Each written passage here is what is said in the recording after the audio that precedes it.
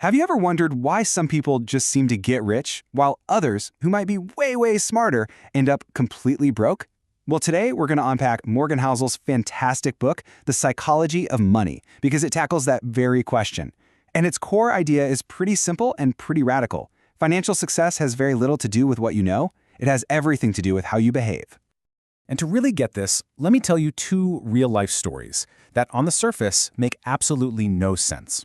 On one hand, we've got Ronald Reed, a lifelong janitor. And on the other, Richard Viscone, a Harvard-educated, high-flying finance executive. Now, you'd think you know how this ends, right? I mean, one of them should have been massively more successful. But trust me, their stories will completely flip your expectations upside down. And this quote right here, it really nails the central theme of the whole book. Housel's big argument is that handling money isn't like physics with strict rules and formulas. Nope. It's a soft skill. Your own behavior, your patience, your discipline. He says that's a much more powerful lever for building wealth than your IQ. So, let's see how this actually played out for our two guys. This is the story of how simple patience can totally crush prestigious intelligence. Okay, so Ronald Reed, this guy lived the simplest life imaginable. He worked with his hands his whole life, lived in the same modest house for years, and his idea of a good time was chopping firewood. His money strategy, just as simple. He saved what he could, he put it into good, solid companies, and then he just waited.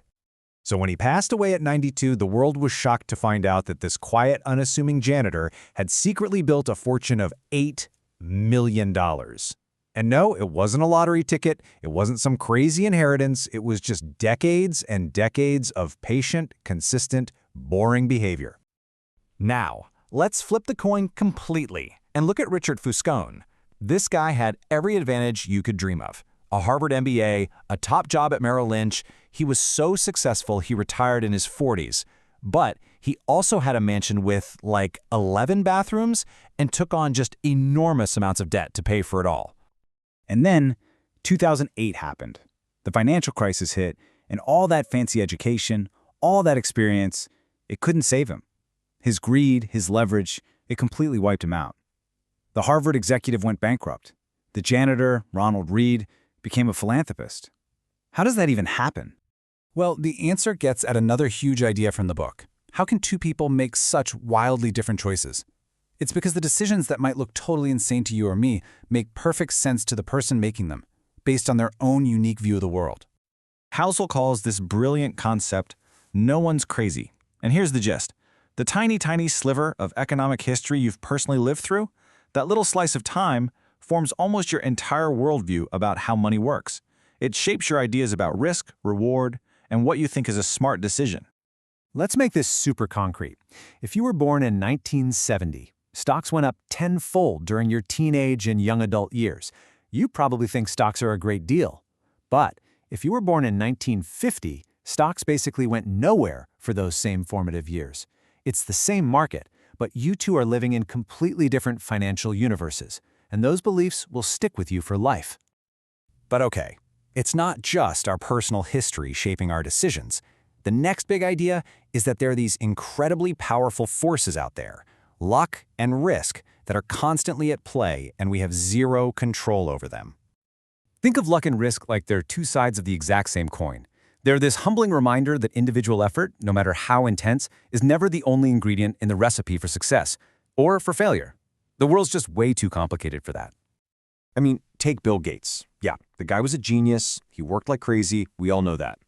But he also got hit by a 1 in a million lightning bolt of pure luck. His high school in Seattle, back in 1968, just happened to have a computer. Most universities didn't have one then. He said himself, without that lucky break, there'd be no Microsoft. But here's where the story gets really complicated. Because where there is luck, its sibling, risk, is always lurking nearby. At that same high school, Gates had a best friend, Kent Evans. By all accounts, Kent was just as smart, just as driven, and just as obsessed with that computer. They were going to take over the world together. But Kent Evans got hit by his own 1 in a million event. It just wasn't a lucky one. He was killed in a mountaineering accident before he even graduated high school. Do you see? Same force, same crazy odds, just pointing in the complete opposite direction. For every Bill Gates, there's a Kent Evans. And all of this leads to a really crucial point about us, about human nature. Because even for the people who get lucky, who succeed beyond their wildest dreams, there's an incredibly dangerous trap waiting for them. And that's the endless, unwinnable game of wanting more. You gotta hear this great story. The author Joseph Heller was at a party once, and his friend pointed out that their billionaire host had made more money in a single day than Heller's masterpiece novel, Catch-22, had earned in its entire history. And Heller's response was just perfect. He said, "Yes, but I have something he will never have. Enough." And if you think that's just a cute story, think again. The danger of not having a sense of enough is so real. I mean, look at Rajat Gupta. He was the CEO of McKinsey, worth $100 million, but he threw it all away on an insider trading scheme because he wanted to be a billionaire. Or Bernie Madoff. He already had a wildly successful, totally legitimate business, but he risked everything to run his Ponzi scheme. They literally had everything and it still wasn't enough. You see, this chase, it follows this really predictable, destructive pattern. You get some success, so your appetite for more just grows. The goalposts for enough keep moving further and further away. You start looking at the people on the next rung of the ladder, and you start taking bigger, dumber risks to catch up, until you eventually risk something you have and need for something you don't have and don't need. Okay, so if the endless chase for more is the trap, what's the secret? What's the real engine of building lasting wealth? Well, it's something a lot less exciting than genius stock picks, and a lot more powerful. And the ultimate example here is, of course, Warren Buffett.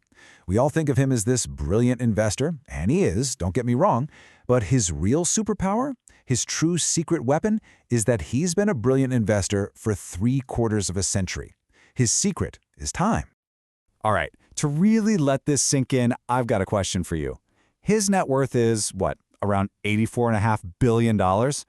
How much of that huge pile of money do you think he actually earned after he was old enough to get his senior discount? The answer is, it's just mind-blowing. $81.5 billion. That's more than 96% of his entire fortune. It came after his 65th birthday. That's not just investing skill, people. That is the insane, world-bending power of compounding. It's just good returns sustained for a really, really long time, without interruption. That's what does it. And that really brings us right back to where we started. Financial success isn't a hard science. It's a soft skill. It's so easy to get obsessed with complex spreadsheets and trying to outsmart everyone else in the room. But as we've seen today, that's not what really moves the needle. So the final question to ask yourself is this: are you focused on being smarter with your money or on behaving better with it?